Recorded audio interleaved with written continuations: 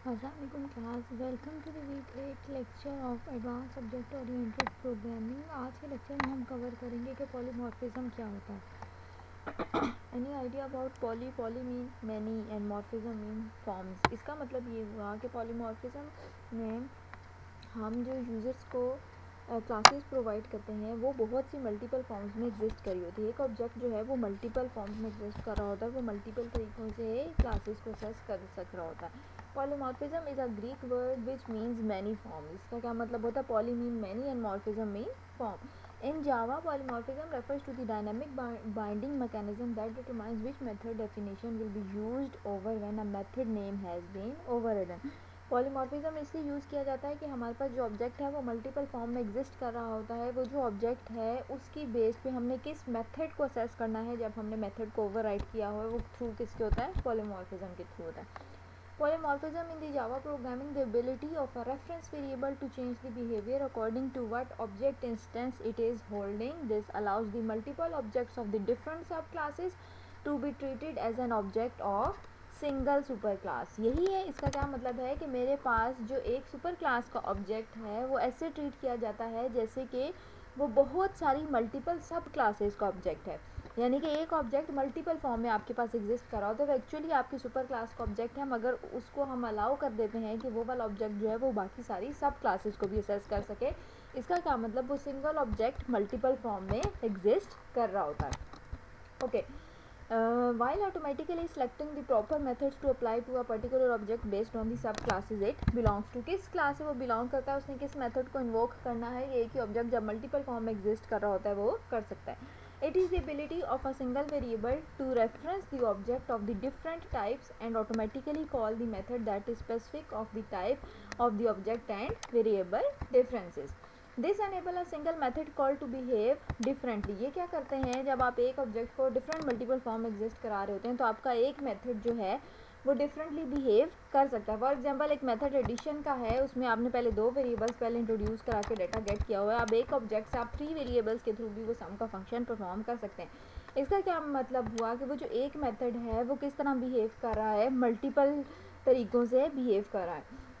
Depending on the type of the object to which the calls applies. ये आप किस पे डिपेंड करता है कि आपने किस टाइप का ऑब्जेक्ट क्रिएट किया और उससे किस मेथड को कॉल किया। इसकी सबसे आसान एग्जांपल ये एनिमल्स की क्लास की है, जिसमें डॉग क्लास का एक ऑब्जेक्ट आपने बनाया है आ डॉग। ये क्या है? ऑब्जेक्ट एक वेरिएबल बनाया है क्लास का, वैसे ही ऑब्जेक्ट है। इसके आगे आप अगर न्यू डॉग लिखते हैं तो ये वो ए डॉग वाला ऑब्जेक्ट वेरिएबल है जो कि क्या करेगा, अपने पास क्या स्टोर करेगा? डॉग का ऑब्जेक्ट स्टोर करेगा। इस वेरिएबल में एक्चुअल डॉग का ऑब्जेक्ट स्टोर हो जाएगा। डॉग क्या कर सकता है? बार्क कर सकता है। अब डॉग के आगे फर्दर सब क्लासेस हैं, एक क्या है? स्पेनल, और ये डिफरेंट इसकी टाइप्स हैं, और ये तीनों भी क्या कर सकते हैं? बार्क कर सकते हैं। ओके, लिखा क्या हुआ है? Call any of these methods depending on the object type a dog dot bark. अब ये जो आपका ऑब्जेक्ट है, इस ए डॉट वाले ऑब्जेक्ट से आप कोई भी जो फंक्शन है वो कॉल कर सकते हैं बार्क का ऑब्जेक्ट की किसी भी क्लास के अंदर से। जो आपके पास डॉग की मल्टीपल क्लासेस हैं, उन मल्टीपल क्लासेस से आप क्या कर सकते हैं? डॉग के ऑब्जेक्ट को कॉल कर सकते हैं।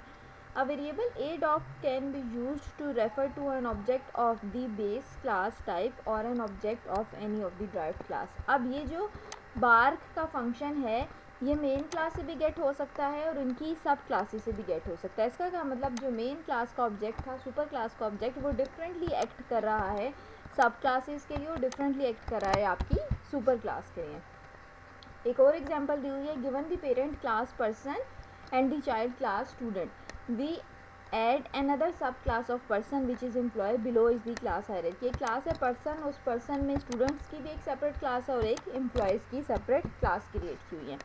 आप उसी एग्जांपल को देखते हो, क्या सपोज करना है। Now suppose we have a get name method in over super class person.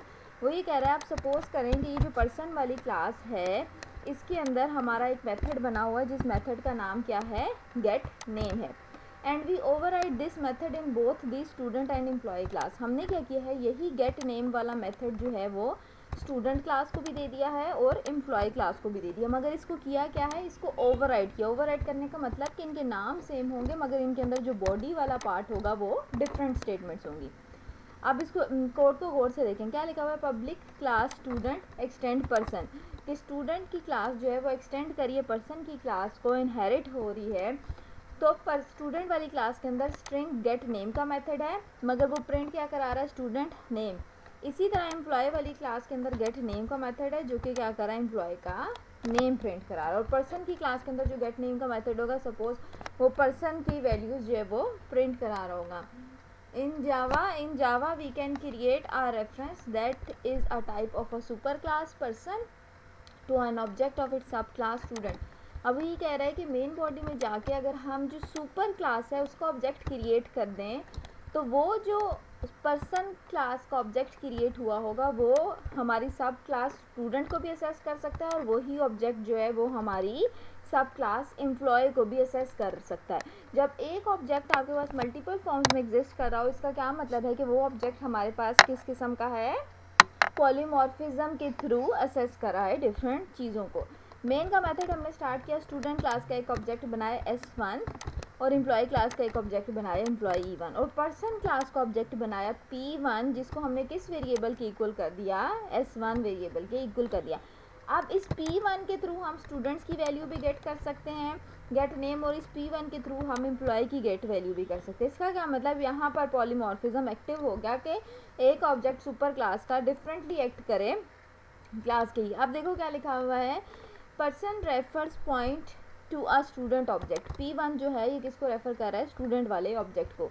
अब calling gate name method of student object instance, अब हम क्या करते हैं, स्टूडेंट वाली क्लास है उसका गेट नेम को गेट करते हैं। तो अब हम किस तरह गेट करें, स्ट्रिंग नेम, एक वेरिएबल स्टोर किया नेम, नेम के वेरिएबल में कौन सा डाटा आके स्टोर होगा जो हमें आउटपुट दिखाएगा, P1 डॉट गेट नेम। अब आप P1 देखो आपकी मेन क्लास का ऑब्जेक्ट था, सुपर क्लास का, मगर इस सुपर क्लास वाले ऑब्जेक्ट से आपने गेट नेम वाला मेथड किसका गेट कर लिया, अपनी स्टूडेंट क्लास का। इसका क्या मतलब, एक ऑब्जेक्ट मल्टीपल फॉर्म में एग्जिस्ट कर रहा है, और वो जिस मेथड को गेट करना चाहता है उसके अगेंस्ट वो डाटा गेट कर सकते हैं।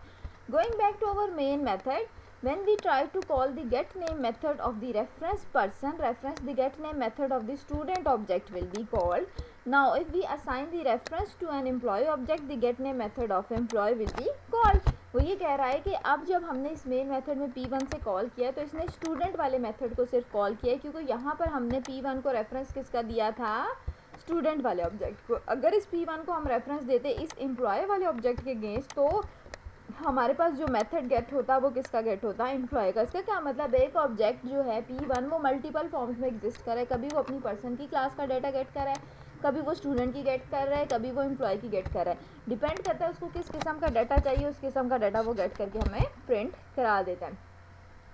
और ये एग्जांपल दी हुई है वही जो भी हमने पीछे पढ़ी है, जिसमें हमने स्टूडेंट का ऑब्जेक्ट बनाया एम्प्लॉय का। पहले हमने P1 को पर्सन वाले ऑब्जेक्ट को स्टूडेंट 1 के ऑब्जेक्ट के लिए रेफरेंस किया, तो इसने स्टूडेंट का डाटा गेट कर लिया। अगर सेकंड में हम इसी P1 को E1 की इक्वल कर देंगे तो ये क्या करेगा, अब एम्प्लॉय के ऑब्जेक्ट को रेफरेंस करेगा। ये क्या होगा, P1 डिफरेंट फॉर्म्स में एग्जिस्ट कर रहा है, कभी एम्प्लॉय की फॉर्म में और कभी स्टूडेंट की फॉर्म में। ओके, एक अदर एग्जाम्पल दी हुई है हमें, second example, another example that illustrates the polymorphism is when we try to pass an object reference to the method by parameters. Suppose we have a static method print information that takes in a person reference as a parameter। वही क्या कह रहा है, हम किसी ऐसे method को भी यूज़ कर सकते हैं, उसमें भी हम पॉलीमॉर्फिज्म यूज़ कर सकते हैं जहाँ पर हमने आर्ग्यूमेंट्स पास कराए हों अपने किसी मेथड के अंदर। अब हमने एक मेथड बनाया हुआ है प्रिंट इन्फॉर्मेशन का, जिसमें हम क्या करें, पर्सन के ऑब्जेक्ट का, पर्सन की क्लास का एक वेरिएबल जो है, एक पैरामीटर जो है उस ऑब्जेक्ट को पास करें। It will call the get name method of the actual object instance that is pass by P dot get name. अब ये जो वेरिएबल है ये भी एज आ आपका ऑब्जेक्ट एक्ट कर रहा है, किस क्लास के लिए, आपकी मेन जो क्लास थी सुपर क्लास, उसके अंदर पर्सन का नाम क्या लिखा था उसको गेट कर लेगा। Okay, we can actually pass a reference of the type employee and the type student to the print information method as long as it is the subclass of a person। वो क्या कह रहा है कि हम वो जो फंक्शन हमने बनाया था प्रिंट इन्फॉर्मेशन वाला जो मेथड बनाया, उसके अंदर हम एम्प्लॉय वाला ऑब्जेक्ट भी पास कर सकते हैं, हम स्टूडेंट वाला ऑब्जेक्ट भी पास कर सकते हैं, तब तक जब तक एम्प्लॉय और स्टूडेंट जो है वो पर्सन की सब क्लासेस बनी रहेंगी। तो भी हम इसके अंदर आर्ग्यूमेंट पास करके इन्फॉर्मेशन गेट कर सकते हैं। ये देखो यहाँ पर दोबारा 2 के ऑब्जेक्ट बनाए हुए, मेन में हमने अपना प्रिंट इन्फॉर्मेशन वाले फंक्शन के अंदर S1 सिंपली पास किया, फिर E1 सिंपली पास किया। इसने क्या किया, S1 स्टूडेंट का गेट नेम प्रिंट कर दिया और E1 ने एम्प्लॉय का गेट नेम प्रिंट कर दिया। तो पॉलीमॉर्फिज्म का मतलब क्या हुआ? पॉलीमॉर्फिज्म का मतलब ये हुआ कि एक ऑब्जेक्ट जो है वो मल्टीपल फॉर्म्स में एग्जिस्ट कर सकता है या फिर मैनी फॉर्म्स में एग्जिस्ट कर सकता है। It refers to the ability to tell an object to perform a method without working exactly while the method is going to get invoked may initially seems somewhat magical, कि आपको उस class के object के लिए दोबारा पूरा complete method नहीं लिखना पड़ा, आप दोबारा से सारे उसके ऑब्जेक्ट्स क्रिएट करके नहीं डाटा करे, आपने सिर्फ एक ऑब्जेक्ट को रेफरेंस प्रोवाइड किया और उस मेन क्लास के ऑब्जेक्ट से सारी चीज़ें गेट हो गई हैं। जिस तरह अभी पर्सन की हमने एग्जांपल पढ़ी उसी तरह एक एग्जांपल दी हुई है एनिमल क्लास की, जिसके अंदर फर्दर 3 सब क्लासेस हैं, डॉग, कैट और फिश। ये तीनों भी इस एनिमल वाले ऑब्जेक्ट से गेट हो सकती हैं और डिफरेंट आउटपुट दे सकती हैं। फॉर एग्जाम्पल हमारी सब क्लास थी डॉग डी, उसका ऑब्जेक्ट क्रिएट है गया डी। हमने एनिमल क्लास का ऑब्जेक्ट जो बनाया था ए, उसको किसके इक्वल कर दिया? डी के। अब इस डी से हम डॉट बार्क का, सपोज डॉग वाली क्लास का अगर मेथड गेट करना चाहेंगे ए डॉट बार्क करके, तो ये जो ए वाला वेरिएबल है ये क्लास ए का नहीं, क्लास डी का जो है वो बार्क वाला मेथड कॉल कर लेगा।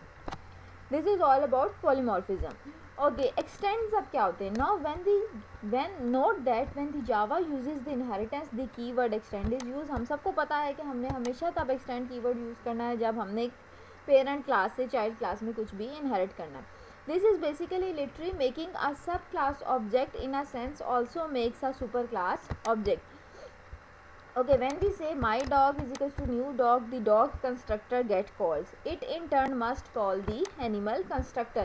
वो ये कह रहा है कि यूजली ऐसा होता है जो भी सब क्लास का ऑब्जेक्ट है जैसे ही वो क्रिएट होता है तो सुपर क्लास के ऑब्जेक्ट को भी इन्वोक कर देते हैं। हम जब डॉग की क्लास का कंस्ट्रक्टर बनाएंगे, उसके कंस्ट्रक्टर को इन्वोक करेंगे उसके ऑब्जेक्ट के थ्रू, तो वो क्या करेगा? बाय डिफ़ॉल्ट जो मेन क्लास सुपर क्लास है उसके एनिमल के कंस्ट्रक्टर को भी इन्वोक कर देगा। एवरीथिंग इज एन ऑब्जेक्ट, हर चीज़ जो इर्द गिर्द वो हमारे पास क्या है? ऑब्जेक्ट है। There is a class object already defined. हम जब भी जावा में ऊप में काम कर रहे होते हैं तो हमारे पास क्या होता है? ऑब्जेक्ट जो होते हैं हर क्लास के ऑलरेडी डिफाइन होते हैं। when you not extend anything by default you extend the object। जब आप कुछ भी नहीं एक्सटेंड कर रहे होते, इसका क्या मतलब है कि आप ऑब्जेक्ट क्लास को एक्सटेंड कर रहे होते हैं जिसके अंदर मेन का मेथड और बाकी सारे फंक्शंस जो हैं जो कि ज़रूरी हैं, जो कि लाइब्रेरीज़ और फंक्शंस, इसलिए कि हमने अपने कोड को रन करना है, आप उसी ऑब्जेक्ट की क्लास से सारी चीज़ें जो हैं वो एक्सटेंड करा देते हैं। Thus the animal constructor calls the object constructor। Looking at an object in the memory it would look something like this। For example my dog जो है वो किसको रेफ़र कर रहा है? डॉग वाली क्लास को। और ये पूरी जो क्लास है ऑब्जेक्ट एनिमल क्लास किस क्लास से एक्सटेंड हो रही है? ऑब्जेक्ट क्लास से। और डॉग क्लास किस क्लास से एक्सटेंड हो रही है? एनिमल क्लास से। एनिमल हमारे पास पेरेंट क्लास है, ये किसी को भी एक्सटेंड नहीं करी, तो इसका क्या मतलब है कि ये सिस्टम के अंदर जो बिल्ट इन ऑब्जेक्ट क्लास होती है जिसके पास सारे लाइब्रेरीज़ होती हैं, उन सारी लाइब्रेरीज़ को ये क्या करी होती है? अपने पास एक्सटेंड करी होती है।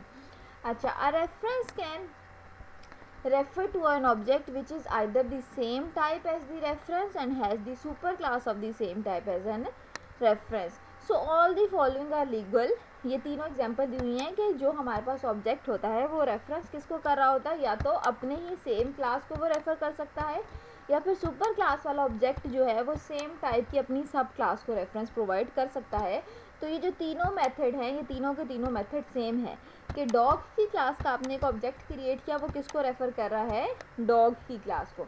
एनिमल क्लास का आपने एक ऑब्जेक्ट क्रिएट किया, वो एनिमल क्लास को रेफ़र कर रहा है। और ऑब्जेक्ट क्लास का एक ऑब्जेक्ट क्रिएट किया, वो किस क्लास को रेफ़र कर रहा है? अपनी ही ऑब्जेक्ट क्लास को। अब अगर आप A is equals to D कर देते हैं, इसका क्या मतलब? एनिमल क्लास का ऑब्जेक्ट जो है वो डॉग वाली क्लास को भी रेफरेंस प्रोवाइड कर रहा है। और अगर आप ओ इज़ इक्वल्स टू ए कर देते हैं, इसका क्या मतलब कि ऑब्जेक्ट क्लास जो है वो एनिमल क्लास को भी रेफरेंस जो है वो प्रोवाइड कर रही है। ये एग्जांपल दी हुई है कि ये किस तरह से रेफरेंस हम प्रोवाइड कर सकते हैं। फॉर एग्जांपल डॉग डी है, ऐसा ही है, D is equals to new dog. ये किसको रेफरेंस प्रोवाइड कर सकता है? डॉग को। अब dog D is equals to new animal, sub class जो है वो कभी भी सुपर क्लास को रेफरेंस प्रोवाइड नहीं कर सकती, इसलिए इस पर क्या लगा हुआ है? क्रॉस। हाँ, एनिमल की क्लास डी को रेफरेंस कर सकती है मगर सब क्लास उसको रेफरेंस प्रोवाइड नहीं कर सकती। यही हमने पॉलीमॉर्फिज्म में पढ़ा। ओके, अब तीसरी क्लास कौन सी थी, ऑब्जेक्ट की क्लास। अब डॉग का आपने ऑब्जेक्ट बनाया dog D, D is equal to new object. क्या ये रेफरेंस ऑब्जेक्ट क्लास को प्रोवाइड कर सकती है, नो, ये ऑब्जेक्ट क्लास को रेफरेंस प्रोवाइड नहीं कर सकती, क्योंकि डॉग इज सब क्लास है और वो सब क्लास सुपर क्लास को रेफरेंस प्रोवाइड नहीं कर सकती। ओके, सेकंड में आज हमने एक ऑब्जेक्ट क्रिएट किया एनिमल का। एनिमल की क्लास डॉग की क्लास को रेफरेंस प्रोवाइड कर सकती है, यस। एनिमल की क्लास खुद ही एनिमल की क्लास को रेफरेंस प्रोवाइड कर सकती है, यस। मगर एनिमल की क्लास अपनी सुपर क्लास ऑब्जेक्ट का रेफरेंस नहीं प्रोवाइड कर सकती, ये हो गया रॉन्ग। इसी तरह हमारे पास जो थर्ड हमने ऑब्जेक्ट क्रिएट किया है वो किसका क्रिएट किया, ऑब्जेक्ट क्लास का। ऑब्जेक्ट क्लास सुपर क्लास है तो ये डॉग क्लास को रेफरेंस प्रोवाइड कर सकती है, yes. Object class super class सब क्लास को एनिमल को भी रेफरेंस प्रोवाइड कर सकती है, यस। यही जो ऑब्जेक्ट क्लास है ये सुपर क्लास है और ये खुद ही खुद को रेफरेंस भी प्रोवाइड कर सकती है, यस। तो ये होगा हमारे पास ट्रू। लीगल जो वेरिएबल्स हैं किस किस को रेफरेंस प्रोवाइड कर सकते हैं, हमेशा सब क्लास सुपर क्लास का रेफरेंस दे सकती है, मगर सुपर क्लास सब क्लास का रेफरेंस दे सकती है, मगर कभी भी सब क्लास जो है वो सुपर क्लास का रेफरेंस नहीं दे सकती। We are able to assign an object of a subclass into an object of a superclass as animal. My animal is equals to new animal. But the reverse is not true. We cannot assign a superclass object into the subclass object. Dog, my dog is equals to new animal. Illegal. यही कह रहा है कि जो हमारे पास सब class है उसके ऑब्जेक्ट से हम कभी भी अपनी पेरेंट क्लास को असेस नहीं कर सकते। हाँ, अपनी पेरेंट क्लास का ऑब्जेक्ट हम क्रिएट करें तो हम सब क्लास को असेस कर सकते हैं। इसको आसान याद रखने का तरीका ये है कि सारे डॉग्स जो हैं वो एनिमल्स तो हो सकते हैं, मगर सारे एनिमल्स जो हैं वो डॉग्स नहीं हो सकते। बर्ड भी हो सकते हैं और भी एनिमल्स हो सकते हैं। Okay, method calls and polymorphism. Assume that the dog class extend the animal class referrings to the make noise method. कि सपोज़ करें कि जो हमारी डॉग क्लास है इसने एनिमल क्लास को एक्सटेंड किया है इस सुपर क्लास को, और उसका कौन सा मेथड इसने एक्सटेंड कर लिया, मेक नॉइस वाला। तो कंसीडर करें ये दो, एनिमल ने एनिमल का ऑब्जेक्ट बनाया और उसने किसको रेफर कर दिया, न्यू डॉग को। My animal dot make noise.